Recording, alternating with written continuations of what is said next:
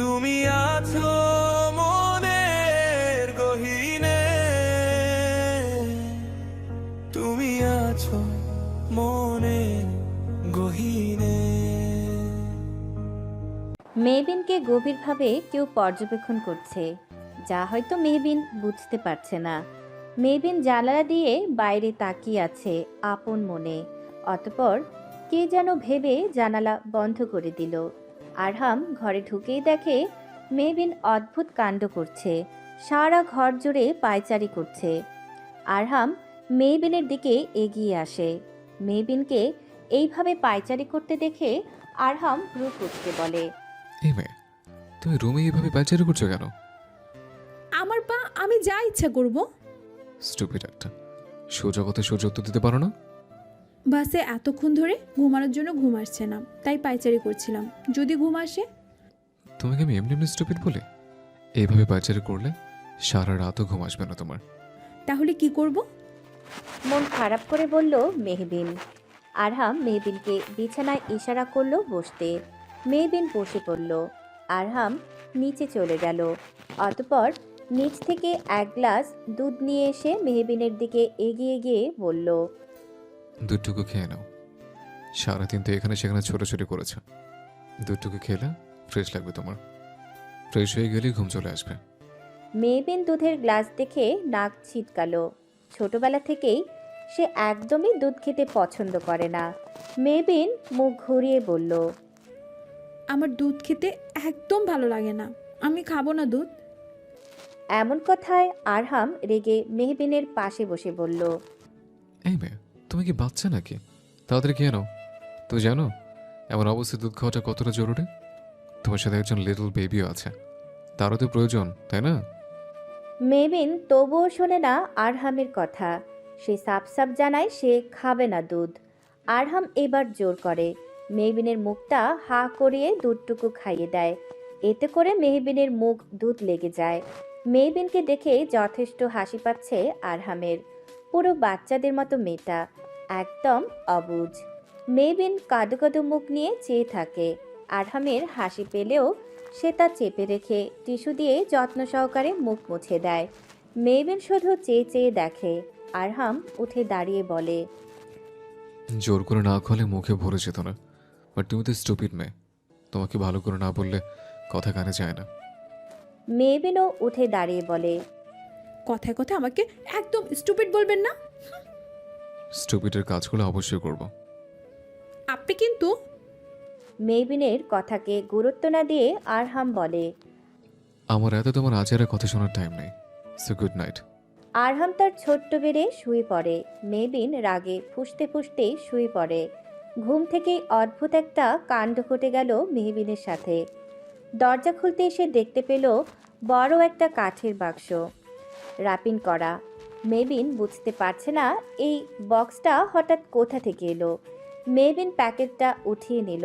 সবুজ রঙের র্যাপিং কাগজটা দিয়ে বক্সটা খুব সুন্দর করে সাজানো হয়েছে। মেহবিন প্যাকেটটা হাতে নিয়ে কিছুক্ষণ তাকিয়ে দেখে তারই নাম লেখা, পাশে ছোট্ট করে লেখা প্রিয়সী। প্রিয়সী নামটি দেখে মেহবিন কিছুটা ভড়কে যায়। এই বক্সটা তার মানে তার জন্য। কিন্তু কে পাঠালো? মেহবিন বক্সটা হাতে নিয়ে রুমের দিকে এগুলো। মেহবিন রুমের দিকে আসতেই নজরে পড়ে যায় পাশে ছোট্ট বিছানায় ঘুমিয়ে থাকা আরহামের দিকে। কি নিশ্চিন্তভাবে ঘুমিয়ে যাচ্ছে লোকটা। মেহবিন প্যাকেটটা খুলে দেখে তাতে একটা ছোট্ট প্যাকেট। মেহবিন খুব আগ্রহ নিয়ে খুলে দেখে তাতে মেহবিনের ছবি, যাকে বলে কারো হাতে আঁকা ছবি। কেউ তার খুব নিখুঁত প্রতিভা দিয়ে এই ছবিটা এঁকেছে, তা দেখেই বোঝা যাচ্ছে। ছবিটাতে মেহবিনকে বড্ড সুন্দর লাগছে। সামান্য আলতো হাসি দিয়ে রেখেছে মেহবিন। নিজের সবুজ রঙের শাড়িটার আঁচল দিয়ে লজ্জায় নিজের মুখটা ঢেকে রেখেছে মেহবিন। আঁচল দিয়ে শুধু মেহবিনের লজ্জামাখা হাসিটাই দেখা যাচ্ছে। মেহবিনের সেদিনের কথা মনে পড়ে যায়। অব্র যেদিন তাকে হাঁটু গেড়ে প্রপোজ করেছিল, সেদিন মেহবিন এতটাই লজ্জা পেয়েছিল যে আঁচল দিয়ে মুখখানা ঢেকে দিয়েছিল। সেই মুহূর্তের ছবিটাই কেউ এঁকে ফেলেছে। কারো হাতের কাজ এতটা নিখুঁত হতে পারে, মনে হচ্ছে যেন একদম সেই মুহূর্তটাকে যেন কেউ ক্যামেরা বন্দি করে রেখেছে। মেহবিন লক্ষ্য করে দেখে পাশে ছোট্ট চিরকুট, তাতে লেখা, প্রেয়সী, ঠিক কী বলে সম্বোধন করা উচিত তোমার জানা নেই। তুমি এমন একজন যাকে ভিন্ন সময়ে ভিন্ন নামে সম্বোধন করার প্রয়োজন হয়। ছবিটা দেখেছ? কি মায়াসী মুখশ্রীতে, তাই না? আমি তো প্রথম দফায় প্রেমে পড়ে গিয়েছিলাম, যাকে বলে অদ্ভুতভাবে। এতটা মায়াবী হাস্যোজ্জ্বল প্রাণবন্ত কারো হাসি হয়? দেখলেই শুধু তাকিয়ে থাকতে ইচ্ছে হয়। কিন্তু সময়ের পালা বদলে আজ সেই মুখশ্রীতেও শুধু অশ্রু ঝরছে। এসব আমি কিভাবে সহ্য করি বলো তো প্রেয়সী? তুমি ঠিক আমার কি তোমাকে বলে বোঝাতে পারবো না প্রেয়সী। আমি জানি তোমার একটা ভুলের জন্য আজ তোমার এই পরিণতি। তুমি চিন্তা করো না, আমি ঠিক নিজের ভুলটা শুধরে নেব। এতে তোমার অচেনাতে প্রিয়। চিঠিটা পড়ে কিছুক্ষণ থম মেরে বসে থাকে মেহবিন। কী সব কথা লিখে রেখেছে চিঠিতে? কিসের ভুল? নতুন কোন পাগলের আমদানি হলো কে জানে। মেহবিনের কাছে এইসব চিঠি এখন শুধু ন্যাকামি লাগে। মেহবিন বিরক্ত নিয়ে চিঠিটা ফেলে দেয় জানালা দিয়ে, কিন্তু কেন যেন ছবিটা ফেলে দিতে পারল না। ছবিটার দিকে তাকালেই অদ্ভুত এক ভালো লাগা কাজ করে। ফোনের রিং বাজতেই মেহবিনের খেয়াল হলো আরহামের ফোনটা বাজছে। আরহাম এখনই ঘুম থেকে উঠে যাবে, তাই মেহবিন ড্রয়ারের এক কিনারে রেখে ঘর থেকে বেরিয়ে যেতে নিলে খেয়াল করে তার ওড়নাটা ফুলের টবের সাথে বেজে আছে। মেহবিন ওড়নাটা ছাড়ানোর চেষ্টা করে, ততক্ষণে ফোনের আওয়াজে আরহামের ঘুমটা হালকা হয়ে যায়।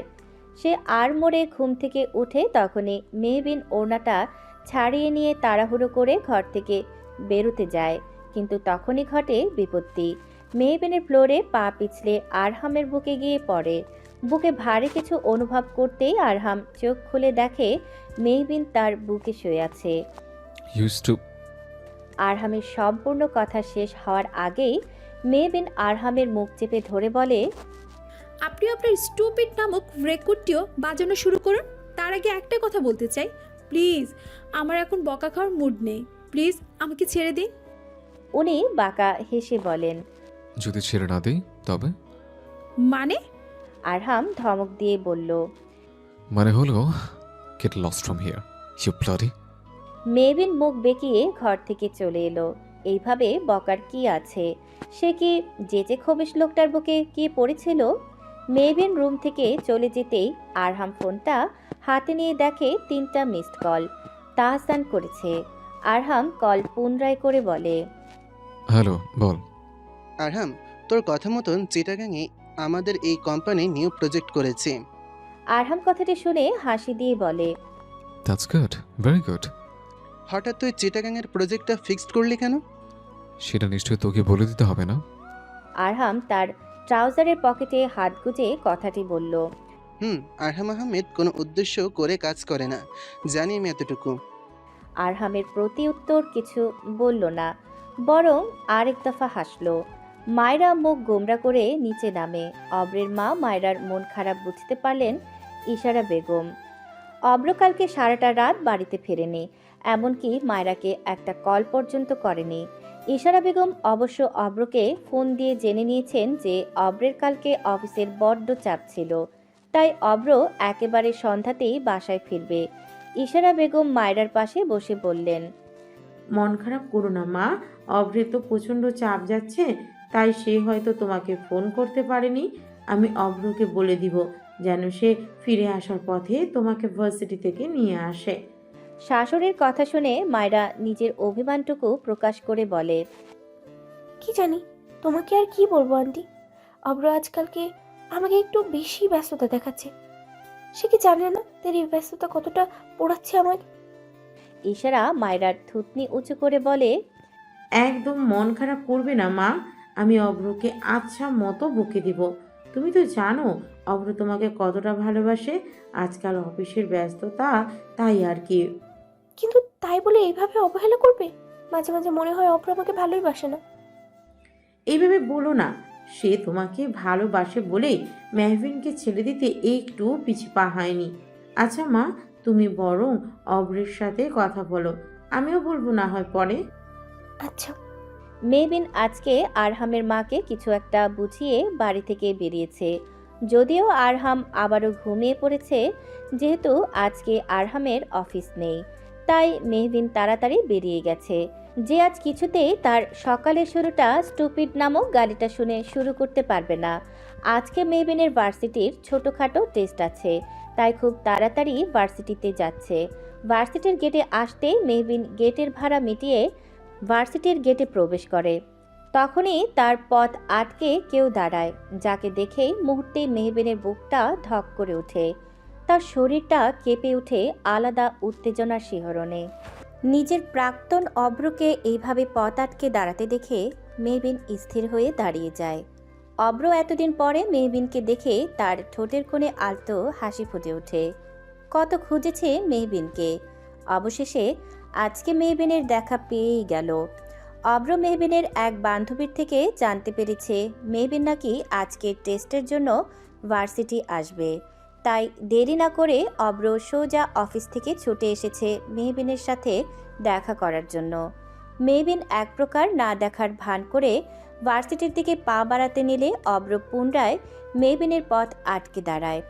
মেহবিনের এতদিন পরে অব্রকে দেখে স্থির হয়ে দাঁড়িয়ে থাকতেও কেমন যেন শক্তিটুকু পাচ্ছে না মেহবিন, শরীরটুকু দুর্বল লাগছে। অব্রের এইরকম হুটহাট দেখা পাওয়াটা মেহবিনকে প্রতিনিয়ত দুর্বল করে তোলে, তাই হয়তো অব্র তার কষ্টটা বাড়িয়ে দেওয়ার প্রচেষ্টায় এইভাবে দেখা দিচ্ছে। মেহবিন শক্ত গলায় বলল, আমার পথ আটকে আছে কেন অব্র? আমার পথ ছাড়ো বলছি। অব্র মেহবিনের হাতটা ধরে বলল, দেখ মেহু, তুই এইভাবে রাগ করিস না, আমাকে শুধু কিছুক্ষণ সময় দে। আমি তোকে কিছু কথা বলতে চাই, সেই কথাগুলো না বললে আমার ঠিক শান্তি হবে না। মেহবিনের হাত কাঁপছে, যাকে বলে প্রচণ্ড রাগ। অব্রের ছোঁয়া তার কাছে এখন নোংরামি ছাড়া আর কিছুই লাগছে না। আগে অব্রের ছোঁয়ায় তার শরীরের রন্ধ্রে ভালো লাগার স্রোত বয়ে যেত, কিন্তু আজ তাকে একরাশ ঘৃণা ধরা দিচ্ছে। মেহবিন তার হাত দ্রুত ছাড়িয়ে নিয়ে অব্রকে কটাক্ষ করে বলে, মিস্টার অব্র আহমেদ, আপনি কোন সাহসে আমাকে স্পর্শ করেন? হ্যাঁ, আপনার সাহসের যথেষ্ট তারিফ করতে হবে আমাকে। দেখ Mehu, call me Mehbin Hussain, not Mehu. Mehu বলার অধিকার আপনার হারিয়েছেন অনেক আগেই। ক্ষিপ্ত গলায় বলল মেহবিন। অব্র নম্র গলায় বলল, আমি সত্যিই খুব চিন্তায় ছিলাম রে মেহবিন। এই ঢাকা শহরে তুই একা একা কোথায় আছিস, বড্ড চিন্তা হচ্ছিল আমার। তুই যখন এইখানে আসছিস শুনলাম, তখন না এসে পারলাম না। আমার তোকে কিছু বলার আছে, সেইগুলো বলেই চলে যাব। তুই শোন প্লিজ। মেহবিনের ধৈর্যের বাঁধ ভেঙে যাচ্ছে। মনে পড়ে যাচ্ছে অব্র এবং মায়রার সব ঘনিষ্ঠ মুহূর্ত, যার সাক্ষী ছিল মেহবিন নিজেই। মেহবিনের মনে পড়ে যাচ্ছে বিয়ের দিনে করা অব্রের প্রতিটা অপমান। অব্রের এসব কেয়ারিংগুলো মেহবিনের কাছে অতিরিক্ত আদিক্ষেতা ছাড়া আর কিছুই মনে হচ্ছে না। অব্র মেহবিনের দিকে এগুতে নিলে মেহবিন জোরে চিৎকার করে বলে, একদম আমার দিকে এগোবেন না, যেখানে আছেন সেখানেই থাকুন। আপনার লজ্জা করে না ঘরে বউ রেখে আমাকে এভাবে রাস্তাঘাটে ডিস্টার্ব করতে? মেহবিনের চিৎকারে ততক্ষণে লোকেরাও জড়ো হয়ে যায়। একজন লোক মেহবিনের দিকে প্রশ্ন নিক্ষেপ করে বলে, কি হয়েছে আপু? মেহবিন অব্রের দিকে ক্রোধ নিয়ে তাকিয়ে বলে, দেখুন না, ঘরে বউ থাকতো আমাকে রাস্তাঘাটে ডিস্টার্ব করে যাচ্ছে। এইবার লোকেরা অব্রের দিকে এগিয়ে বলে, কি সমস্যা ভাই? রাস্তাঘাটে মেয়ে পেয়ে বিরক্ত করতে ইচ্ছে করে নাকি? এরা তো এমনই, বউ রেখে বাইরে নষ্টামি করে। অব্র তাদের দিকে তাকিয়ে বলে, দেখুন, আপনারা কোথাও ভুল ভাবছেন। আমরা কোনো ভুল বুঝছি না। অব্র ও রাস্তার লোকদের মধ্যে তর্কাতর্কি হচ্ছে। এই সুযোগে মেহবিন একটা অটো ধরে চলে যায়। আজকেও সে ভার্সিটিতে যাবে না। অব্র আশাহত হয়, সে পারল না তার কথাটুকু বলতে। অব্র রাস্তার লোকদের কোনো রকম বুঝিয়ে ঝামেলা থেকে বেরিয়ে আসে। তখনই তার চোখে যায় মায়রা নামক রমণীর দিকে। মায়রা এতক্ষণ নিষ্পলকভাবে সব কিছু দেখে যাচ্ছে। অব্র ক্ষীণ সুরে বলে, মায়রা। মায়রা আর কিছু না, বরং দ্রুত পায়ে উল্টো পথে হাঁটা ধরে। মায়রা জান, দাঁড়াও বলছি। কথাটি বলে অব্র মায়রার পিছন পিছন যেতে থাকে। অফিসে আরহাম তার কলমটাকে পেঁচিয়ে ঘোরাচ্ছে বারবার। তার মাথা দিয়ে আগুন বের হচ্ছে। স্টুপিড মেয়েটা এই অবস্থায় কিভাবে একা বের হয়ে গেল? যদি কোনো ক্ষতি হয় তখন? মেয়েটা আজকাল বড্ড বেশি ঘাড়তেরা প্রকৃতির হয়ে গিয়েছে। যদিও আজকে আরহামের ছুটি ছিল, তবুও সে অফিসের একটা কাজে চলে এসেছে অফিসে। আরহাম ফোনটা বের করে মেহবিনের নাম্বারে ফোন করে, কিন্তু মেহবিন ফোন ধরছে না। আরহাম টেবিলে শক্ত করে বাড়ি দিয়ে বলে, হাউ স্টুপিড শি ইজ। আমার ফোনটা ধরার টাইম পাচ্ছে না। কি এমন কাজ করছে সে মহারানী? তাহসান আরহামের কার্যকলাপ লক্ষ্য করছিল। আরহামকে এইভাবে রেগে যেতে দেখে তাহসান বলল, তুই কি তোর বউয়ের কথা বলছিস? বউ? না মানে নকল হলেও বউ তো। বুঝি রে বাপ, সব কিছুই বুঝি। বউ ফোন ধরছে না, একটু আধটু চিন্তা তো হবেই। বউ কাছে না থাকলে সবারই তো খারাপ লাগে। আমি সিঙ্গেল মানুষ, এখানে আমার খারাপ লাগে, তোর তো লাগবেই। আরহাম চোখ গরম। তুই থামবি তাহসান? আরহামের কথার মাঝে রুষা নক করে কেবিনে প্রবেশ করে। রুষা আরহামের বেশ জুনিয়র, বেশ মধ্যবিত্ত ঘরের ভদ্র স্বভাবের মেয়ে। কথা খুব একটা বলে না সবার সাথে, যদিও তার পেটের সব কথা সে আরহামের জন্য রেডি করে রাখে। আরহামের সাথে দেখা হলেই কথার ফুলঝুরি নিয়ে বসে থাকে। আরহামকে খুব আগে থেকেই পছন্দ করে রুষা, যদিও আরহামকে বলার সাহস তার নেই। রুষা দেখে আরহাম গম্ভীর্যতা মুখে এনে বলল, কিছু বলবেন মিস রুষা? না মানে স্যার, আজকে সন্ধ্যায় আমার বাসার পাশে একটা রেস্টুরেন্টে ছোটোখাটো একটা পার্টির আয়োজন করেছি। যদি আপনারা সবাই আসতেন তাহলে আমার অনেক ভালো লাগতো। হঠাৎ কি খুশি তো রুষা? তাহসানের প্রশ্নে রুষা মাথা নিচু করে বলে, আসলে আজকে আমার জন্মদিন, অফিসের সবাই আসবে, আপনারা আসলেও খুব ভালো লাগতো। তাহসানও মিষ্টি হেসে বলল। শুভ জন্মদিন রুষা, আমি নিশ্চয়ই আসবো। অতঃপর তাহসান আরহামকে খোঁচা মেরে বলে, কিরে তুই কিছু বল। আরহামের মন মেজাজ বিগড়ে আছে। মেহবিন নামক স্টুপিড মেয়েটা তার ফোন ধরছে না। আরহাম গম্ভীর মুখে বলল, হ্যাপি বার্থডে মিস। আমি চেষ্টা করব। Excuse me. আরহাম ফোনটা কানে নিয়ে তার কেবিন থেকে বেরিয়ে গেল। আরহাম এইভাবে গম্ভীরভাবে কথা বলায় মন ক্ষুণ্ণ হলো রুষার। সবসময় এত গম্ভীর থাকে কেন লোকটা? কিন্তু এইটা ভেবেই রুষা খুশি যে আরহাম চেষ্টা করবে, এইটুকু বলেছে। আরহাম বলেছে যখন ঠিকই আসবে আজকে সন্ধ্যায়। খালি পায়ে হেঁটে যাচ্ছে এক রমণী, বিশাল আকাশের দিকে তাকিয়ে আছে পলকহীনভাবে। আচ্ছা, এই আকাশটা তো অনেক বিশাল। এই বিশালতার মাঝে আকাশ কি তার কষ্টগুলোকে নিয়ে নেবে? যদিও নিয়ে নিত বড্ড বেশি ভালো হতো। আকাশে কালো মেঘ জমেছে, হয়তো বৃষ্টি হবে। সেই বৃষ্টিতে মেহবিনের চোখের জল বৃষ্টির সাথে নির্বিশেষে একাকার হয়ে যাবে। মেহবিন হাঁটু গেড়ে বসে থাকে। সে এখন মাঠের এক কোণে বসে আছে, পাশেই ছোট্ট একটা পুকুর। বিশাল এই জায়গায় আপাতত কেউ নেই। অতঃপর মুষলধারে বৃষ্টিপাত শুরু হলো। মেহবিন বৃষ্টিতে তার হাত দুটো মেলে চিৎকার করে কান্না করে দিল। যেই কান্না এতদিন সে কারো সামনে কাঁদতে পারেনি।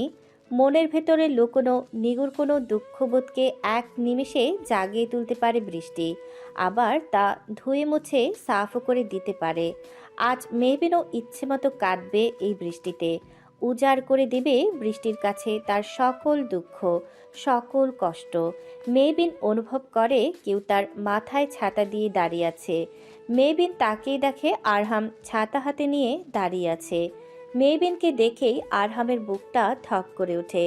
মেয়েটা কি অনেক কেঁদেছে, চোখ মুখ ফুলে গেছে, কিন্তু আবারও কেন কাঁদছে স্টুপিড মেয়েটা? আরহাম মেহবিনের দিকে ঝুঁকে ধমকে বলে, এই স্টুপিড মেয়ে, এইভাবেই অবস্থায় বৃষ্টিতে ভিজছো কেন? জ্বর এসে গেলে কী হবে এখন? বেবির যদি কোনো ক্ষতি হয় তখন কি হবে? আরহাম আর কিছু বলতে পারল না। তার আগে মেহবিন আরহামকে জড়িয়ে ধরে কাঁদতে শুরু করে দিল। মেহবিনের আপাতত কোনো হিতাহিত জ্ঞান নেই। তার শুধু এই মুহূর্তে কাউকে আঁকড়ে ধরার প্রয়োজন ছিল, যাকে আঁকড়ে ধরে মেহবিন তার দুঃখগুলো প্রকাশ করবে। আরহামের হাত থেকে ছাতাটা পড়ে যায়। মেহবিনও আরহাম দুজনেই বৃষ্টিতে ভিজে যাচ্ছে, যাকে বলে দুজনের বৃষ্টিবিলাস হচ্ছে। আরহামও মেহবিনের মাথায় হাত রেখে সান্ত্বনা দেওয়ার চেষ্টা করে। তখনই মেহবিন আরহামের বুকে ঢলে পড়ে। আরহাম তাকিয়ে দেখে মেহবিনের জ্ঞান নেই। আরহামের বুকে মেহবিন লুটিয়ে পড়তেই আরহাম অনুভব করলো মেহবিন জ্ঞান হারিয়েছে। আরহাম কিছু না ভেবে মেহবিনকে 5 কোলে তুলে নিল। বৃষ্টি থামার নামই নেই। আরহাম মেহবিনকে নিয়েই গাড়ির দিকে ছুটে চলে এলো। মেহবিনকে গাড়িতে শুইয়ে দিয়ে আরহাম মেহবিনের পাশে বসে ড্রাইভারকে উদ্দেশ্য করে বলে, আপনি গাড়ি স্টার্ট করুন, আরিয়ানের হসপিটালে থেকে গাড়িটা নিয়ে যান। Okay sir. আরহাম নিজের গায়ের ব্লেজারটা খুলে মেহবিনের গায়ে জড়িয়ে নেয়, যেন মেহবিনের ঠান্ডা না লাগে। আরহাম এইটাই বুঝতে পারছে না স্টুপিড মেয়েটা এইভাবে এই অবস্থায় বৃষ্টিতে ভিজতে গেল কেন। আরহাম বোতলটা বের করে পানির ছিটা দিয়ে মেহবিনের জ্ঞান ফেরানোর চেষ্টা করছে। হাত পাও মালিশ করে দিচ্ছে যেন জ্ঞানটা ফিরে আসে। তবুও মেহবিনের জ্ঞান ফিরছে না। হাত পা কেমন যেন ঠান্ডা হয়ে আসছে মেহবিনের। এইবার আরহামের কিছুটা ভয় হচ্ছে, মেহবিনের কিছু হলো না তো। সে মেহবিনের মাথাটা আস্তে করে নিজের কোলে নিয়ে বলতে লাগলো, এই মেয়ে ওঠো, শুনতে পারছো তুমি? মেহবিন কোনো রকম প্রতিক্রিয়া করলো না। আরহাম চিন্তিত সুরে ড্রাইভারকে বলল, মজনু, একটু জোরে ড্রাইভ করো, ফাস্ট। মজনু এর আগে আরহামকে এতটা চিন্তিত হতে দেখেনি। পরক্ষণে ভাবল নিজের স্ত্রী এইভাবে অজ্ঞান হয়ে থাকলে যে কোনো যুবকই অস্থিরতায় ভুগবে। মজনু আবারও গাড়ি চালাতে মনোযোগ দেয়। আরিয়ান মেহবিনের চেক আপ করে যাচ্ছে। আরহাম হাত ভাঁজ করে দাঁড়িয়ে আছে দৃষ্টি তার নিচে। মেহবিনের জ্ঞান এখনও ফেরেনি। আরহাম আজকে মেহবিনের ভার্সিটিতে যে জানতে পারে মেহবিন নাকি আজকে ভার্সিটিতে আসেনি, তাই আরহাম বারবার মেহবিনকে ফোন করে যাচ্ছিল। তখন মেহবিন ফোন ধরছিল না, তাই আরহাম গাড়ি নিয়ে মেহবিনকে খুঁজতে শুরু করে। ভাগ্যক্রমে মেহবিনের সাথে তার পুকুরের পাশের মাঠে দেখা হয়ে যায়। আরহাম স্পষ্ট শুনেছিল মেহবিনের সেই আর্তনাদ। কতটা কষ্টের মধ্যে একজন মানুষ থাকলে এইভাবে কাঁদতে পারে। আরিয়ান মেহবিনকে একটা ইনজেকশন পুশ করে দেয়। অতঃপর আরিয়ান আরহামের কাছে এসে বলে, ভাইয়া চিন্তা করিস না, মেহু এখন ঠিক আছে। জ্ঞান কখন ফিরবে জানিস? মেয়েটা কতটা স্টুপিড, এই অবস্থায় বৃষ্টিতে ভিজছিল। আরিয়ান তার ভাইয়ের কথা শুনে হেসে বলল, ভাইয়া মেহু অসুস্থ, এখনো তুমি তাকে বকাঝকা করবে? করবো না তো কি করব, আদর করব। করো না, তোমারই তো বউ। নকল আসল ফ্যাক্ট না ভাই। একটা থাপ্পড় খেলে তোর মাথা ঠিক হবে। এরকম একটা টাইমও তোর মজা না করলে হচ্ছে না। ওই স্টুপিড মেয়েটা কিরকম অবস্থা এটা বল। আরিয়ান মেহবিনের দিকে তাকিয়ে ক্ষিপ্ত গলায় বলল, মেহু এখন প্রেগনেন্ট। এই অবস্থাতে কোনো রকম প্রেশার তার শরীরের জন্য ঠিক না। কিন্তু মেহুর মনের মধ্যে প্রতিনিয়ত ঝড় বয়ে চলছে কোনো এক চাপা কষ্ট, যা প্রতিনিয়ত মেহুকে ঘিরে ধরছে, যা মেহু কারোর সাথে শেয়ার করতে পারছে না। হয়তো অতীতের ক্ষতগুলো আবারও জীবিত হয়ে উঠেছে। এই কষ্টের প্রেশারগুলো মেহুর ঠিক নিতে পারছে না, তাই সে সেন্সলেস হয়ে গেছে। যেখানে প্রেগনেন্ট অবস্থায় একটা মেয়েকে সবসময় হাসি খুশি থাকতে হয়, সেখানে মেহু কষ্টের ভিতরে ভিতরে শেষ হয়ে যাচ্ছে এক প্রকার ভাই। আরহাম মনোযোগ দিয়ে কথাগুলো শুনল কিছুক্ষণ। আরিয়ান কি মনে করে যেন বলল, ভাইয়া আমাকে এখন নেক্সট কেবিনে যেতে হবে পেশেন্ট দেখতে। তুমি না হয় ততক্ষণে মেহবিনের পাশে বসো। আরিয়ান বেরিয়ে যায়। আরহাম মেহবিনের পাশে বসে। মেয়েটার মুখটা একেবারে শুকিয়ে যায়। গোলাপি চিকন ঠোঁটজোড়া কেমন যেন নড়ছে। আরহাম বুঝতে পারছে মেহবিনের জ্ঞান ফিরে আসছে, কিন্তু মেহবিন ঠিক কি বলতে চাইছে। আরহাম মেহবিনের দিকে ঝুঁকতেই শুনতে পায় বিড়বিড় করে বলা মেহবিনের প্রতিটা বাণী।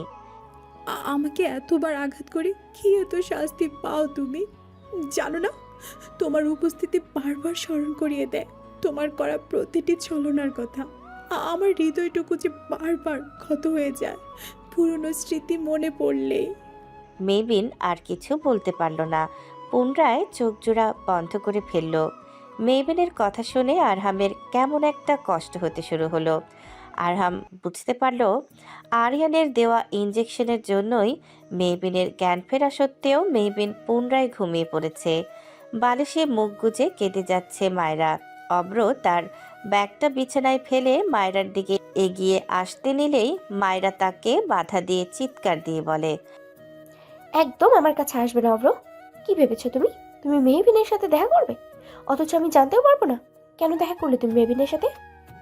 অব্র নিজের ঘড়ি খুলতে খুলতে বলল, আমার মেহুর সাথে কিছু কথা বলার ছিল, যা মেহুকে জানানো আমি প্রয়োজন বলে মনে করি। কি এমন কথা যে রাস্তায় এত বড় ড্রামা করলে? সব প্রশ্নের উত্তর দিতে আমি বাধ্য নই মায়রা। তুমি শুধু শুধু আমাকে ভুল বুঝেছ। মায়রা ধপ করে বসে দ্বিগুণ উঁচু গলায় বলে, অব্র, আমি তোমার স্ত্রী অব্র। সব কিছু জানার অধিকার আছে আমার। কোনোভাবে তোমার প্রাক্তন প্রেমিকার প্রতি তোমার দরদ উঠলে উঠছে না তো? যাকে সমাজ এখন তোমার রক্ষিতা বলে মনে করে, তার রক্ষিতাকে আমার প্রয়োজন নাকি? অব্রের রাগ হচ্ছে প্রচণ্ড, রাগে হাত পা কাঁপছে। কতক্ষণ ধরে মেয়েটাকে বোঝানোর চেষ্টা করছে, কিন্তু মেয়েটা তো বুঝতে চাইছে না, উল্টো অব্রের ওপর রাগ দেখিয়ে যাচ্ছে। অব্র নিজের রাগ দমন করতে পারল না। মায়রা আরও কিছু বলবেই, তার আগেই অব্র মায়রার মুখ চেপে ধরে বলে, অনেকক্ষণ ধরে আমি সহ্য করছি। মনে রেখো, আমি শুধুমাত্র তোমার স্বামী, কোনো প্রাইভেট প্রপার্টি নই। আমার যার সঙ্গে ইচ্ছে তার সঙ্গে দেখা করব। তুমি তাতে বিন্দুমাত্র ব্যাঘাত দেওয়ার কেউ নও। স্ত্রী তুমি আমার স্ত্রীর মতো থাকবে। এই প্রথম মায়রা অব্রের চোখে তার জন্য তীব্র রাগ ক্ষোভ দেখতে পাচ্ছে। আচ্ছা, এই ক্ষোভ কি মেহবিনকে বলা কটাক্ষ করা বাণীর জন্য? অব্র মায়রাকে ছেড়ে রাগে ফুঁসতে ফুঁসতে বেরিয়ে যায়।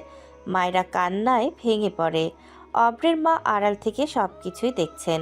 তিনি বুঝতে পারছেন তার সংসারটা কেমন ছন্নছাড়া হয়ে যাচ্ছে। খুব তাড়াতাড়ি অব্রের সাথে কথা বলা জরুরি।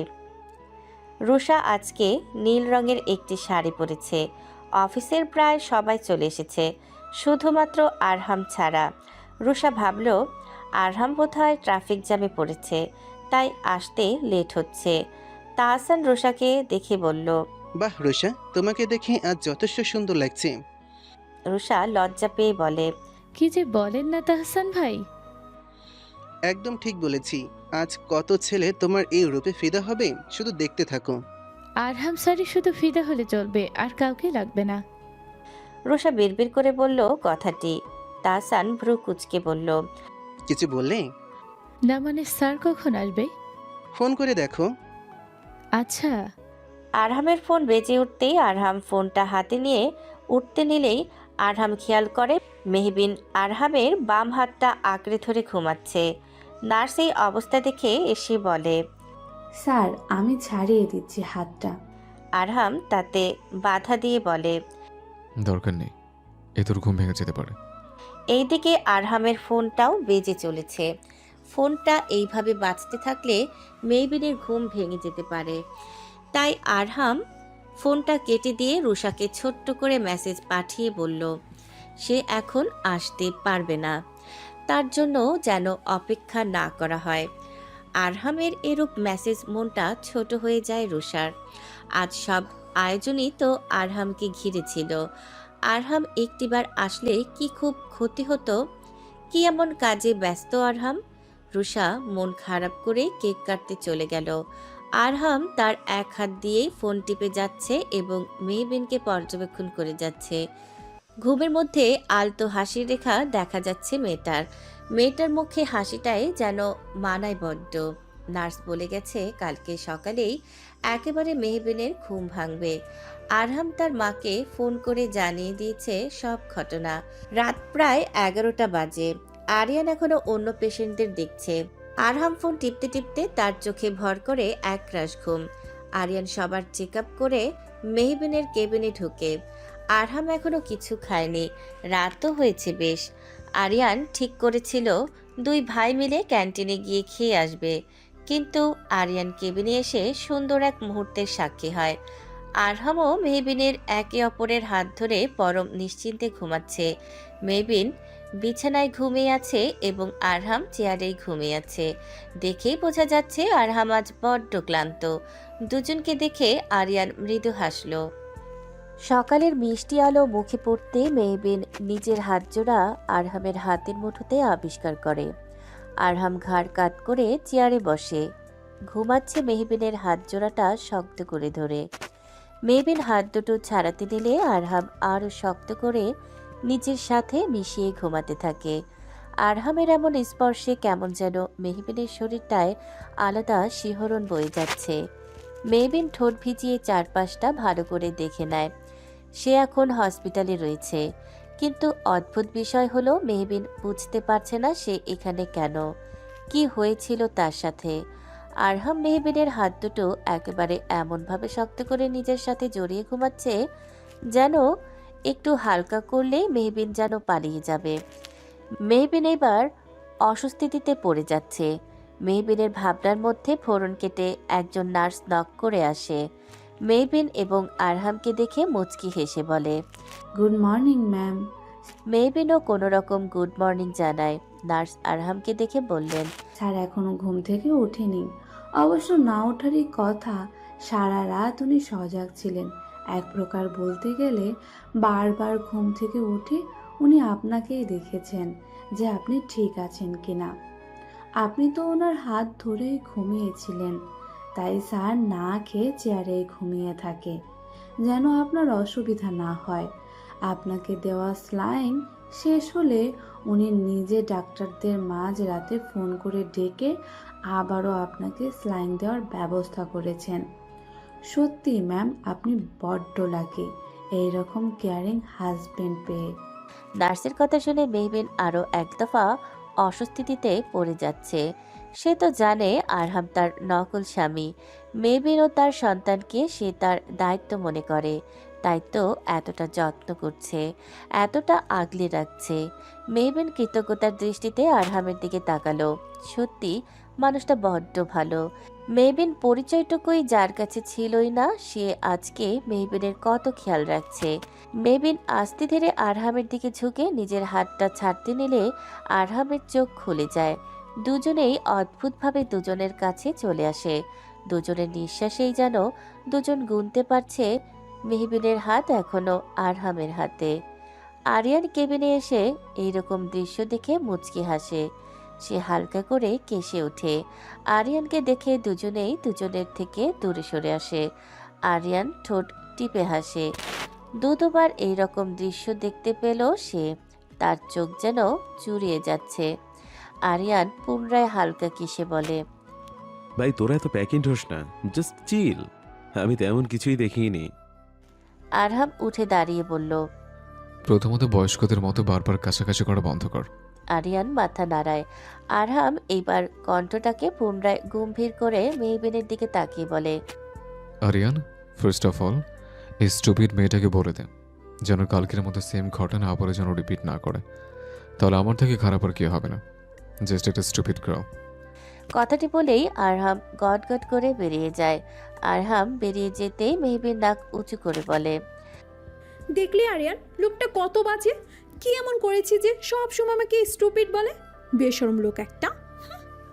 আরিয়ান মেহবিনের পাশে বসে মেহবিনের নাকটা টেনে বলে, আরে লিটল সিস, তুই এত চেতিস কেন? আমার ভাই তো এরকমের একটু, কেউ একটু এদিক সেদিক করলে ভাইয়া রেগে যায়। বুঝিসই তো, ভাইয়ের সব কিছুতে পারফেক্ট হওয়া যায়। মেহবিন মুখ বেঁকিয়ে বলল, এখন আসল কাহিনী বল। কি কাহিনী? আমি এখানে কি করে? বলছি ছাড়। আরিয়ান শুরু থেকে সবকিছুই খুলে বলে মেহবিনকে। সব শুনে মেহবিন মাথা নিচু করে ফেলে। এখন তার আস্তে আস্তে সবকিছুই মনে পড়ে যাচ্ছে। মেহবিন এতটাই ভেঙে পড়েছিল যে আরহামকে সেই অবস্থায় পেয়ে জড়িয়ে ধরে কেঁদে দিয়েছিল। সেই অবস্থা মনে পড়তেই মেহবিনের মুখে আরেক দফা লজ্জা এসে ভর করে। আরিয়ান ভ্রু কুঁচকে বলে, কিরে, তুই হঠাৎ এত লজ্জা পাচ্ছিস কেন? মেহবিন কিছু বলবে তার আগেই আরহাম এসে বলে, আরিয়ান চল, এবার হসপিটালে সব বিল আমি মিটিয়ে দিয়ে এসছি। আরিয়ান আরহামের দিকে আরেকটু ঘেঁষে বলে, সব তো বুঝলাম ভাই, কিন্তু আমার এই লিটল সিস এত লজ্জা পাচ্ছে কেন? একদম নতুন বউয়ের মতো। কিরে ভাই, তোর নতুন বউকে, তোর এই নকল বউকে কেমন লাগছে? আরিয়ান তুই থামবি? কথাটি বলে মেহবিন আরিয়ানকে খুশি মারে। আরিয়ান হেসে ওঠে। যদিও আরিয়ান ঠাট্টা সুরে কথাটা বলেছে, তবুও আরিয়ানের কথা অনুসরণ করে আরহাম এক পলক মেহবিনের দিকে তাকায়। কেমন একটা লজ্জা এসে ভর করেছে মেয়েটির মুখশ্রীতে। নারীদের সৌন্দর্য দ্বিগুণ বৃদ্ধি করে তোলে তাদের লজ্জামাখা মুখশ্রী। আরহামের কাছে মনে হচ্ছে স্টুপিড মেয়েটা তার লজ্জাকে কাজে লাগিয়ে নিজের সৌন্দর্য বৃদ্ধি করার প্রচেষ্টায় আছে। পরক্ষণে আপন মনে আরহাম তার চোখ সরিয়ে ফেলে নিজের উদ্ভট চিন্তাকে বাদ দিয়ে। আরহাম বলল, তোর আয়, আমি নিজের গাড়িটা পার্ক করছি। অভ্র নিজের ঘরে ল্যাপটপে বসে কলম ঘোরাচ্ছে। যতক্ষণ পর্যন্ত মেহবিন কোথায় আছে, কার সাথে আছে সে খবরটা পাওয়া না যায়, সেই পর্যন্ত অভ্র শান্ত হতে পারছে না। অভ্র মনে মনে পণ করে সে ঠিকই মেহবিনের সাথে যে করেই হোক সে দেখা করবে এবং মেহবিনকে তার কথা শুনতেই হবে। ইশরা বেগম ছেলেকে এইভাবে অস্থির হতে দেখে মুচকি হাসেন। তিনি বুঝলেন কালকে মায়রার সাথে কথা কাটাকাটির জন্য অভ্র নিশ্চয়ই অশান্তিতে আছে এই বিষয়টা নিয়ে। অভ্রের পাশে কফির কাপটা রেখে তিনি বললেন, অভ্র বাবা, হুম। তোর মন খারাপ কেন? তেমন কিছু না মা, অফিসের কাজ ছিল তাই আর কি। অভ্রের মা তার ছেলের পাশে বসে বললেন, মা হই আমি তোর, এইটুকু বুঝি, বুঝলি? মায়ের আগে গিয়ে এক্ষুনি সরে বল। জানিস মেয়েটা এখনো কিছু খায়নি, যা গিয়ে একটু খাইয়ে দিয়ে আয়। অভ্র বিরক্তি প্রকাশ করে বলল, মা, আমার যথেষ্ট কাজ আছে, এই সব ন্যাকামি করার সময় আমার নেই। অভ্র, এসব কি বলছিস? এখন এইসব ন্যাকামি লাগছে তোর কাছে? বিয়ের আগে তুই মায়েরাকে এই বাড়িতে এনে কতবার নিজের হাতে খাইয়েছিস, মনে আছে? অভ্র কথাটি শুনে চুপ হয়ে যায়। হ্যাঁ, বিয়ের আগে সে অনেক যত্ন করে মায়রাকে খাইয়ে দিত।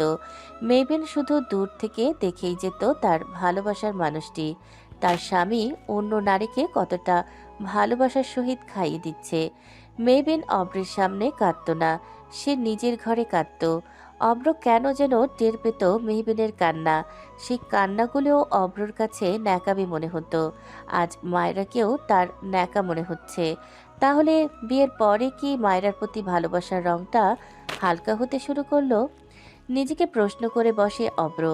অভ্রকে চুপ থাকতে দেখে এবার অভ্রের মা আদেশের সুরে বলে, অভ্র, তুমি কি এখন আমার কথাও শুনবে না?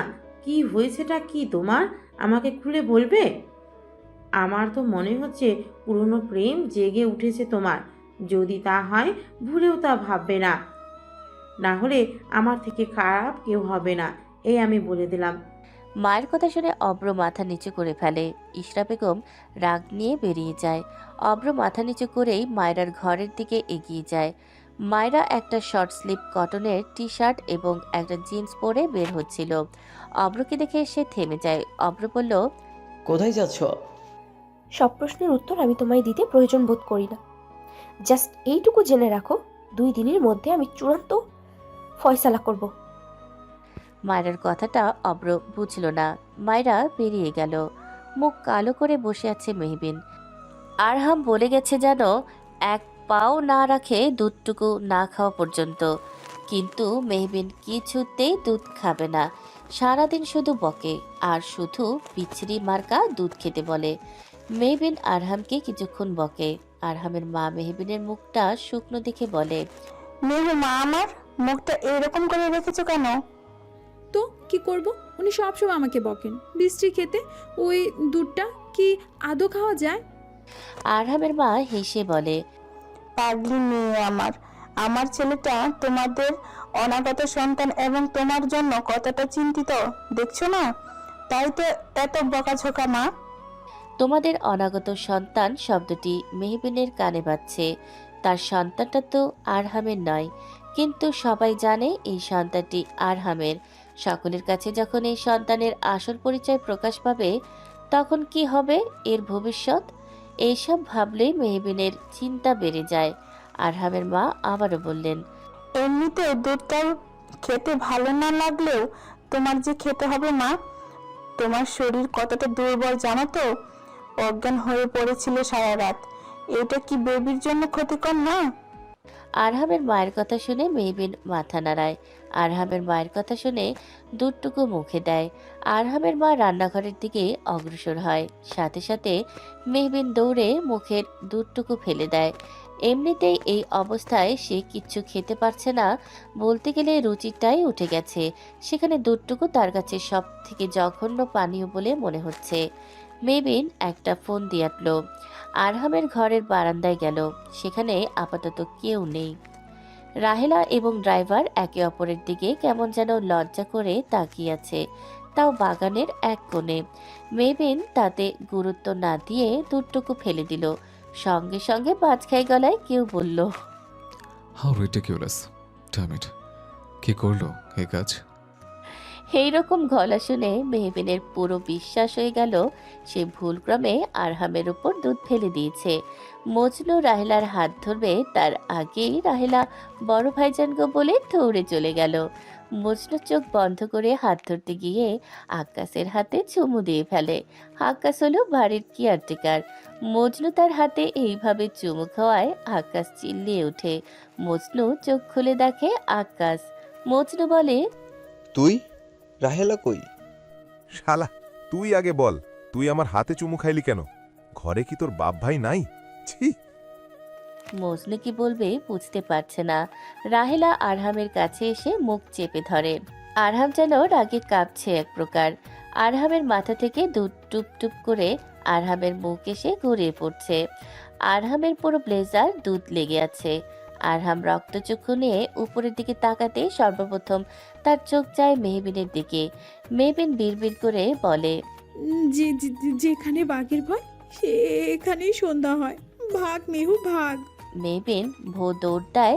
আরহাম রাগে চিৎকার করে বলে, ইউ স্টুপিড গার্ল। আরহাম মেহবিনের পিছনে দৌড়াচ্ছে। মেহবিনও দৌড়ে উপরের একটা কর্নারে গিয়ে লুকিয়ে পড়ে। ছেলেকে এইভাবে দৌড়াতে দেখে আরহামের মা আরহামের কাছে এসে বলল, বাবা তুই থাম, কি করছিস কি তুই? মেয়েটার পিছনে এভাবে দৌড়াচ্ছিস কেন? আরহাম ক্ষিপ্ত গলায় বলল, মা তুমি জানো না, আজকে আমার জরুরি একটা মিটিং আছে, কিন্তু স্টুপিড মেয়েটা আমার গায়ে দুধ ঢেলে দিয়েছে না খেয়ে। কতটা অবাধ্য দেখেছো তুমি?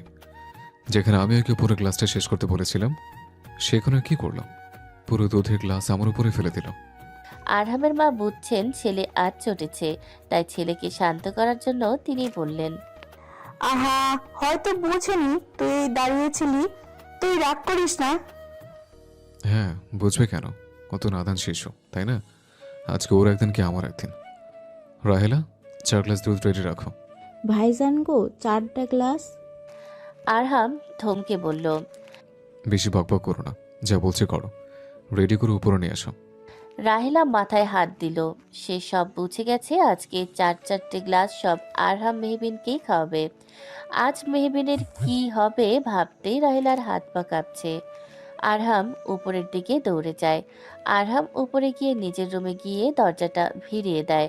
দরজা খোলার শব্দে মেহবিন মৃদু কেঁপে ওঠে। এইবার সে কি করবে?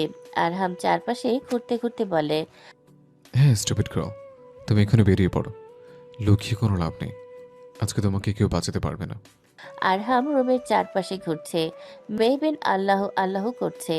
যে করেই হোক আরহাম নামক জামের থেকে তাকে বাঁচতে হবে। আজকে যদি একবার আরহাম তাকে ধরে ফেলে সে বাঁচতে পারবে না। আরহামের চোখ যায় তার বিছানার কিনারার দিকে। সেখানে মেহবিনের ওড়নাটা স্পষ্ট দেখা যাচ্ছে। আরহাম ঘুরে পিছন থেকে মেহবিনের হাত ধরে বলে, এখন কোথায় তুমি? মেহবিন আরহামকে দেখে চমকে ওঠে। মেহবিন শুকনো ঢোক গিলে। আরহাম আবারও বলে ওঠে, অনেক দৌড় করিয়েছো তুমি মেয়ে, নাও ইটস রিটার্ন। রাহেলা কোথায় তুমি? আজকে তোমাকে 4 গ্লাস দুধ খাওয়াবো, আমার উপর দুধ ফেলে দেওয়ার শাস্তি তোমাকে পেতেই হবে। মেহবিনের যেন মাথা ঘুরে যাওয়ার উপক্রম। 1 গ্লাস দুধই সে খেয়ে শেষ করতে পারে না, সেখানে 4 গ্লাস কিছুতেই সে খাবে না। মেহবিন অসহায় মুখ করে বলে, প্লিজ দেখুন, প্লিজ আমি বুঝিনি, আমাকে ছেড়ে দিন। আমাকে আজকে ভার্সিটি যেতেই হবে। কালকে টেস্ট এক্সামটা মিস করেছি, আজকে একদমই করা যাবে না। সেটা তোমার এসব স্টুপিড কাজ করার আগে মনে ছিল না? তুমি আমার ব্লেজারটা কি করেছো তুমি জানো? আমার কত ইম্পর্টেন্ট মিটিং ছিল আজকে। স্টুপিড একটা। মেহবিন কিছু একটা ভেবে বলে, আইডিয়া, আপনি দাঁড়, আমি এক্ষুনি আসছি। মেহবিন উঠে দাঁড়াতে নিলে আরহাম পুনরায় মেহবিনকে বসিয়ে বলে, এই মেয়ে, তুমি আবারও পালানোর ধান্দা করছো? আরে বাবা, পালাবো না, একটু ওয়েট কর, আমি আসছি। মেহবিন উঠে দাঁড়িয়ে ওয়াশরুমে গিয়ে একটা ভেজানো কাপড় নিয়ে আসে। আরহাম তা দেখে বলে, এটা দিয়ে কি করবে? মেহবিন বিড়বিড় করে বলে, আপনাকে ইচ্ছে মতো ধুবো। কি বললে? আগে কিছু না, আপনি চুপটি করে বসুন না। মেহবিন আরহামের কাছে বসে আরহামের ব্লেজারে লেগে থাকা দুধটুকু মুছতে শুরু করে দেয়। আরহাম মেহবিনের দিকে তাকায়। মেহবিন আরহামের অনেকটাই কাছে, ঠিক যতটা কাছে আসলে একে অপরের নিঃশ্বাস গুনতে পারা যায়। মেহবিন কাপড়টা রেখে লেবু দিয়ে জায়গাটা পরিষ্কার করার প্রচেষ্টা করে। রাহেলা রুমে ঢুকে দুধটুকু তাড়াহুড়া করে নিয়ে আসতে গিয়ে দুধের গ্লাসগুলোই রাহেলার হাত থেকে পড়ে যায়। রাহেলা ভাইজান গো বলে চিৎকার করে। মেহবিন চিৎকার শুনে উঠে যায়। অতঃপর মেহবিন রাহেলার কাছে যেতে গিয়ে দুধে পা লেগে পড়ে যেতে নিলে আরহাম মেহবিনকে কোমর চেপে ধরে নিজের সাথে চেপে ধরে, যাতে মেহবিন পড়ে না যায়। আরহাম শক্ত কণ্ঠে বলে, হে মেয়ে, এইভাবে কেউ হাঁটে? How stupid you are! একটু হলে তো পড়ে যেতে। রাহেলার চিৎকার শুনে আরিয়ান, মজনু ও আকাশ চলে আসে। আরিয়ান ঘরের এই অবস্থা দেখে বলে, ভাই কিসের এত চিল্লাচিল্লি? আরহাম মেহবিনকে উদ্দেশ্য করে বলে, কিসের জন্য আবার? আমাদের বাড়িতে একটা স্টুপিড আছে না, তার কাজই তো প্রতিটা পথে স্টুপিড মার্কার সব কাজ করা। আরহামের হাত এখনো মেহবিনের কোমরে। মেহবিন তাকিয়ে দেখে আরিয়ান সহ সবাই তাদের দিকে ডাব ডাব করে তাকিয়ে আছে। মেহবিন এই রকম চাহনিতে মেহবিনের মুখশ্রীতে একরাশ লজ্জা এসে ভিড় করে। মেহবিন আরহামের কানে ফিস ফিস করে বলে, ছাড়ুন, কি ছাড়বো? বেশরম লোক একটা, আমাকে ছাড়ুন। মেহবিনের কথায় আরহাম তাকে ছেড়ে দেয়। আমি ফ্রেশ হয়ে আসছি। কোনো রকম আরহাম কথাটি বলে ওয়াশরুমে ঢুকে যায়। বোঝাই যাচ্ছে বেচারাও লজ্জা পেয়েছে। আরহামকে এইভাবে যেতে দেখে আরিয়ানও বাকি সবাই হেসে ওঠে। মেহবিন বেচারি বিছানায় বসে পড়ে। আরিয়ান মেহবিনের পাশে বসে বলে, একটা কথা বলবো মেহু? কি? এই যে ভাই তোকে সবসময় আগলে রাখে, এই আগলে রাখা মানুষটার কিন্তু আমাদের জীবনে বড্ড প্রয়োজন। আমাদের জীবনে কত মানুষ আসবে আমাদের কষ্ট দিতে, কিন্তু সেই ক্ষতে মলম লাগাতে একজন আগলে রাখার মানুষটি একবারই আসবে। হয়তো তোর জীবনে আগলে রাখার মানুষটি হলো ভাইয়া। মেহবিন আরিয়ানের কথার সঠিক মানে বুঝতে পারল না। সে আরিয়ানকে জিজ্ঞাসা করবে, কিন্তু তার আগেই আরিয়ান পেরিয়ে গেল। আরহাম মেহবিনকে ভার্সিটির গেটের সামনে রেখে চলে যায়। আজকে আরহামের একটু বেশি ব্যস্ততা ছিল, তা মেহবিনকে স্টুপিড বলার সুযোগটুকু পায়নি। মেহবিন নিজের ক্লাসে চলে যায়। সেখানে চলে যেতেই তার চোখ পড়ে যায় তার বান্ধবীদের দেখে। তাদের মধ্যে আলিসা ও ছিল, যে মেহবিনের কষ্টকে দ্বিগুণ করে দিতে অব্র এবং মায়রার ঘনিষ্ঠ মুহূর্তের ছবি মেহবিনকে পাঠিয়েছিল।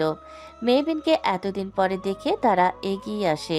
আলিসা বলে, মেহু তুই? কেন, আশা করিসনি? কি ভেবেছিস তোদের মতো স্বার্থপর কিছু বন্ধুরা এবং অপরের মতো প্রতারকের জন্য কষ্টে আমার দিন পার হয়ে যাবে? দেখ মেহু, তুই কিন্তু বেশি বলছিস। আলিসাকে থামিয়ে মেহবিন আবারও বলে, যেখানে তোদের মতো মুখোশধারী বন্ধুরা আছে, সেখানে আরিয়ানের মতো বন্ধুরাও আছে, যারা আসল বন্ধুর মতো বিপদে এগিয়ে আসে। আর তারা আছে বলে আমাদের মতো মানুষেরা শত আঘাত পাওয়ার পরও উঠে দাঁড়াতে পারে। আসলে বন্ধুত্বটা এমনই। বন্ধুর মতো বন্ধু যদি আমাদের জীবনে থাকে, সত্যি বলছি, জীবনটা বড্ড সহজ হবে। অতীতকে সরিয়ে ঘুরে দাঁড়ানোটাও বড্ড সহজ হবে। শুধু জীবনে আরিয়ানের মতো বন্ধু হলেই চলবে। মেহবিনের কথা শুনে সবাই চুপ হয়ে যায়। মেহবিন সবাইকে পাশ কাটিয়ে তার নিজের জায়গায় গিয়ে বসে পড়ে। আরহাম মিটিংয়ে তার নিজের করা ফাইলগুলো তাহসানকে নিয়ে তাদের টিমের সবাইকে বুঝিয়ে দিচ্ছে। সবাই খুব ভালো করে বোঝার চেষ্টা করছে। রুষা খুব মুখ কালো করে দাঁড়িয়ে আছে, কিছুটা অভিমান কাজ করছে আরহামের প্রতি। কালকের দিনটা অন্তত সে আরহামের আশা করেছিল, কিন্তু আরহাম তার আশায় এক প্রকার জল ঢেলে দিয়েছে। আরহাম কাজের ফাঁকে গম্ভীর সুরে বলে, মিস রুষা, আমি যখন কিছু বুঝাই সেই টাইমে কেউ অমনোযোগী থাকুক, তা আমি মোটেও পছন্দ করি না। আরহামের কথায় রুষা সরি স্যার বলে। আরহাম পুনরায় তার কাজ শুরু করে দেয়। রুষাকে নিজেকেই নিজে বকতে শুরু করে। সে কার প্রতি অভিমান করছে, যার কাছে সে মোটেও কোনো গুরুত্বপূর্ণ পায় না। তাহসান রুষাকে দেখে বলে, are you okay miss Rusha? Yes sir, I am okay, please continue, আমি আসছি। কথাটি বলে রুষা বেরিয়ে যায়। তাহসান কিছু যেন আন্দাজ করতে পারছে। অভ্র বাড়ি থেকে সোজা গাড়িটা ভার্সিটির দিকে ঘোরায়। মেহবিনকে আজকে যে করেই হোক তার কথা শুনতে হবে। অভ্র তাকে প্রয়োজন পড়লে বাধ্য করবে, তবুও মেহবিনকে তার কথা শুনতে হবে। যদিও আজকে মায়রাকে দেখে অভ্রের কেমন যেন ঠিক লাগছিল না। মায়রার ফোনটাও বন্ধ। কিছু তো একটা করতে চাইছে মায়রা, কিন্তু কি? অভ্রের মধ্যে এখন নানা রকম চিন্তা এসে ভর করেছে, তাই সে দ্রুত গাড়ির স্পিড বাড়িয়ে দেয়। মেবিন নিজের টেস্ট এক্সামটা দিয়ে ক্লাস থেকে বেরোতেই দেখে মায়রা এবং তার গার্লস গ্যাংয়ের সব সদস্যরা দাঁড়িয়ে আছে। মায়রার ভার্সিটিতে বেশ ক্ষমতা আছে সিনিয়র হিসেবে। মায়রাকে এইভাবে পথ আটকে দাঁড়াতে দেখে মেহবিন বলে, এভাবে পথ আটকে দাঁড়িয়ে আছো কেন? কেননা তুমি আমার পথের কাঁটা হয়ে দাঁড়িয়ে আছো। মায়রার কথায় মেহবিন চমকে বলে, পথের কাটা মানে? এসব কি বলছো তুমি মায়রা? আমাকে যেতে দাও, সামনে থেকে সরো। দাঁড়াও মেহবিন, এত কিসের তাড়া তোমার? তুমি কি ভেবেছো তুমি আমার সংসার ভাঙবে আর আমি বসে বসে দেখবো? দাঁতে দাঁত চেপে কথাটি বলে মায়রা। মেহবিন মুচকি হেসে বলে, মানুষের সংসার ভাঙাটা তোমার কাজ মায়রা। এসব কাজ তোমাকেই শোভা পায়, আমাকে না। এসব কথা আমাকে একদম বলবে না, না হলে আমি প্রিন্সিপাল স্যারকে জানাতে বাধ্য হব। এটা তোমার পার্সোনাল জায়গা না যে তুমি এখানে নিজের পার্সোনাল লাইফের আক্রোশ দেখাবে। সরো বলছি। মেহবিন মায়রাকে পাশ কাটিয়ে চলে যেতে নিলে মায়রা মেহবিনের দিকে পা বাড়িয়ে দেয়, যার ফলে মেহবিন পড়ে যায় নিচে। মায়রাও তার বন্ধুরা একসাথে জোরে জোরে হাসতে থাকে। মায়রা হাসতে হাসতে বলে, ওলে বাবালে, আমাদের মেহুরানি কত বড় কথা বলে, অথচ ঠিক মতো হাঁটতেও পারে না। মেহবিন দেখে ক্যাম্পাসের সব ছেলেমেয়েরাই হাসছে। মেহবিন নিজের ঠোঁট কামড়ে কান্না আটকানোর চেষ্টা করছে। মায়েরাও সবাই মিলে উচ্চস্বরে হাসাহাসি করছে। মেহবিন উঠতে চাইছে, কিন্তু পায়ের চোটের জন্য উঠতে পারছে না। মায়েরা মেহবিনের দিকে ঝুঁকে বলে, আহারে, আমাদের মেহু ব্যথা পেয়েছে। ওলে বাবা, বেশি ব্যথা পেয়েছো তাই না? মায়েরা এক বান্ধবী মেহবিনের দিকে হাত বাড়িয়ে বলে, কই মেহু, উঠে পড়ো আমার হাতটা ধরে। বেশি ব্যথা পেয়েছো তুমি? ওঠো। মেহবিন তার হাতটা ধরতে নিলে মায়রার বান্ধবী নিজের হাতটা গুটিয়ে বলে, হুম, তুমি তো খুব সাহসী মেয়ে। আমাদের মায়েরাকে এতগুলো কথা শুনিয়ে দিলে। যার সামনে কেউ গলা উঁচু করে কথা বলতে পারে না, তাকে তুমি এতগুলো কথা শুনিয়ে দিলে। সত্যি তুমি বড্ড সাহসী। তুমি বরং একাই উঠে পড়ো। মায়রার বান্ধবী কথা শুনে মায়রা সহ বাকিরা আরেক দফা হেসে উঠল। মেহবিনকে সকলে মিলে এক প্রকার হাসির পাত্র বানিয়ে ফেলেছে। মায়রা মেহবিনকে উদ্দেশ্য করে কটু গলায় বলল, আমার আরহামের থেকে 100 হাত দূরে থাকবে। তুমি জানো না মেহবিন, আমি কতটা খারাপ হতে পারি। আমার সংসার তোমাকে আমি কিছুতেই ভাঙতে দেব না। আজকে শুধু ওয়ার্ন করলাম, আসল শিক্ষা তো আমি তখনই দেব যখন তুমি পুনরায় একই কাজ রিপিট করবে। কথাটি বলে মায়রা ও তার বান্ধবীরা সামনের দিকে এগিয়ে যায়। মেহবিন চাইলেও উঠতে পারছে না, কেউ মেহবিনের দিকে এগিয়েও আসছে না। সবাই শুধু দাঁড়িয়ে তামাশা দেখছে। মেহবিন কষ্ট করে উঠতে নিলে কেউ তার দিকে হাত বাড়িয়ে দেয়। মেহবিন তাকিয়ে দেখে আরহামকে দেখে মেহবিন ভরসাটুকু পায়। মেহবিন আরহামের হাতটুকু শক্ত করে ধরে। আরহাম মেহবিনকে আস্তে করে উঠিয়ে নেয়। আরহাম খেয়াল করে দেখে মেহবিনের পাটা ফুলে গেছে চোট পেয়ে। আরহামের মেজাজ বিগড়ে যায়। আরহাম মেহবিনের দিকে তাকিয়ে বলে, ব্যথা বলে কি করো তুমি? সত্যি মেহবিন, সবসময় তোমার স্টুপিড কাজ না করলে হয় না। আরহাম মেহবিনের নিচে ঝুঁকে মেহবিনের পাটা নিজের হাঁটুতে নিয়ে পকেট থেকে একটা স্প্রে বের করে ব্যথা পাওয়ার জায়গাতে স্প্রে করে দেয়, যেন ব্যথাটা কমে যায়। সবার দৃষ্টি এখনও মেহবিন ও আরহামের দিকে স্থির। আরহাম মেহবিনের পায়ে হাত দেওয়ার জন্য মেহবিন অস্বস্তি নিয়ে বলল, কি করছেন কি? ছাড়ুন, আমার পায়ে হাত দিচ্ছেন কেন? স্টুপিড মেয়ে একটা, একদম চুপ করবে তুমি। পায়ে বেশ ব্যথা পেয়েছো, স্প্রে না করলে পাটা আরো ফুলে যাবে। মেহবিন আর কথা বাড়ালো না। আরহাম এবার সকলের দিকে তাকিয়ে বলল, আর আপনারা সবাই এখানে দাঁড়িয়ে কি সার্কাস দেখছেন?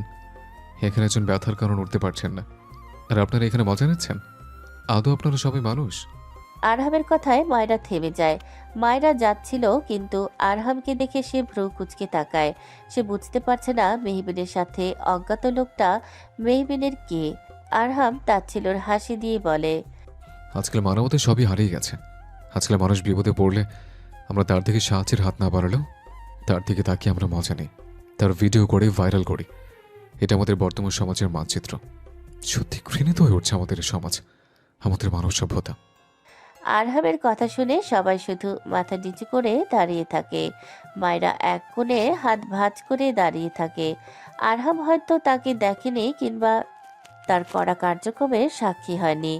মায়েরা একটা জিনিসই বুঝতে পারছে না, কে এই লোকটা। মায়েরার কাছে কেমন যেন চেনা লাগছে, কিন্তু কোথাও দেখছে ঠিক মনে করতে পারছে না। আরহাম মেহবিনের হাতটা ধরে আস্তে করে গাড়ির দিকে নিয়ে গেল। অতঃপর মেহবিনকে সাবধানতার সাথে মেহবিনকে গাড়িতে বসিয়ে গাড়ি নিয়ে বেরিয়ে পড়ে। গাড়িতে আরহামকে দেখেই বোঝা যাচ্ছে আরহাম বেশ চটে আছে মেহবিনের প্রতি। আরহামের মিটিংটা খুব তাড়াতাড়ি শেষ হয়ে গিয়েছিল, তাই আরহাম মেহবিনকে ভার্সিটি থেকে নিয়ে আসতে গিয়েছিল। কিন্তু যখন গিয়ে মেহবিনকে এইরকম খারাপ একটা অবস্থায় পায়, তখন আরহামের মাথাটাই কাজ করা বন্ধ করে দিয়েছিল। সে দ্রুত ছুটে গিয়েছিল মেহবিনের কাছে। মেহবিন গলাটা পরিষ্কার করে বলে, বলছিলাম কি, আমি না ইচ্ছে করে করিনি কাজটা। সঙ্গে সঙ্গে আরহাম গাড়িটা থামিয়ে দেয়। মেহবিন ঝুঁকে যায়। আরহাম মেহবিনের কাছে এসে রাগান্বিত গলায় বলে, don't excuse Mehbin, you just a stupid. সবসময় নিজের মতো চলো। এটা বার কি ভাবো না, তোমার গর্ভের ছোট্ট একটা প্রাণ বেড়ে উঠছে, তাকে তো খেয়াল রাখাটা তোমার দায়িত্ব, তাই না? তুমি যদি এইভাবে বেখালিভাবে এখন থাকো, এতে বেবিরও ক্ষতি হবে। সবসময় তো আর আমি থাকবো না তোমাকে বাঁচাতে। আরহামের বলা প্রতিটি কথায় যেন ফুটে উঠেছে মেহবিন ও তার সন্তানের প্রতি গভীর চিন্তা।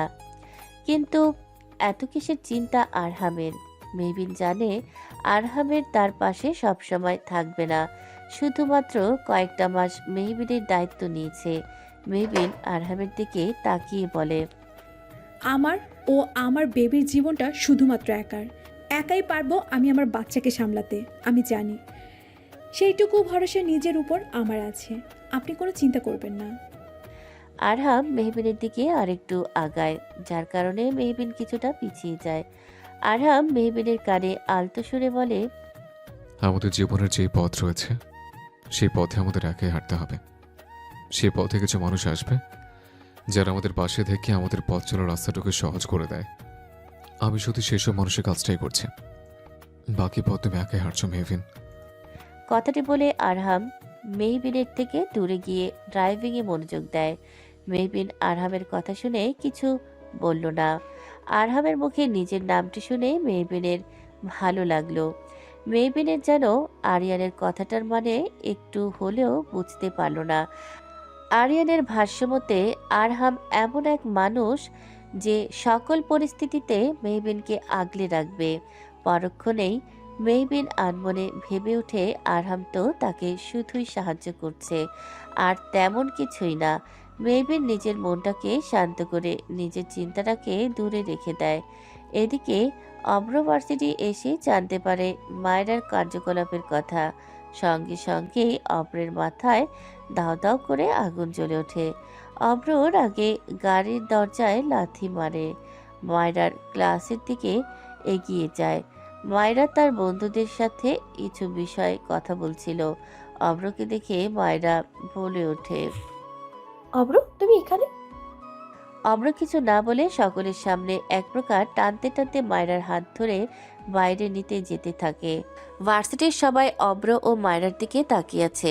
মায়রা বারবার বলে যাচ্ছে যেন অব্র তাকে ছেড়ে দেয়, কিন্তু অব্র তার কথাকে কর্ণপাত না করে তাকে টানতে টানতে গাড়ির দিকে নিয়ে যায়। মায়রাকে বাড়িতে এনে অব্র মায়রাকে ড্রয়িং রুমে ছুঁড়ে ফেলে। অব্রের মা ইশরা বেগম এখন বাড়িতে নেই। মায়রা অব্রের এমন ব্যবহার অবাক হয়ে বলল, আমার সাথে এমন করছো কেন অব্র? কি করেছি আমি?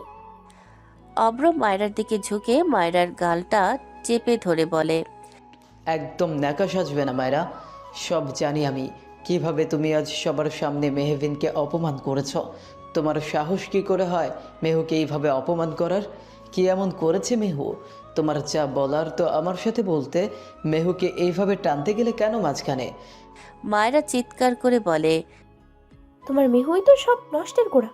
তার জন্যই তো আজ আমার সংসার ভাঙতে বসেছে। কেননা তোমার মেহুর প্রতি তোমার দরদ উতলে উঠছে, যা আমি সহ্য করতে পারছি না অব্র। মায়েরা কথায় অল্প দমে যায়। মায়েরা আবারও চিৎকারের সুরে বলে, যেই মেহুকে নিয়ে তুমি আমার সাথে ঝগড়া করছো, সেই মেহু কিন্তু নতুন কাউকে জুটিয়ে ফেলেছে। দিব্যি নতুন প্রেমিকের সাথে প্রেম করে বেড়াচ্ছে। কথাটি শুনে অব্রের বুক ধক করে ওঠে। সে মায়েরার দিকে তাকাতেই মায়েরা আবারও বলে, এইসব চরিত্রহীন মেয়েরা আর কি পারে বলো? এদের তো শুধু নতুন কাউকে জোটাতে পারলেই হলো। আজ এর সাথে তো কাল ওর সাথে। মেহবিন এমন একটা মেয়ে যে এখন নতুন কাউকে পেলেও ওর শান্তি হয়নি।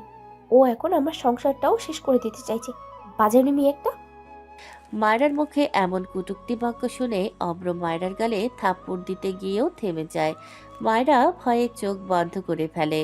অব্র কিভাবে যেন নিজের হাত গুটিয়ে নেয়।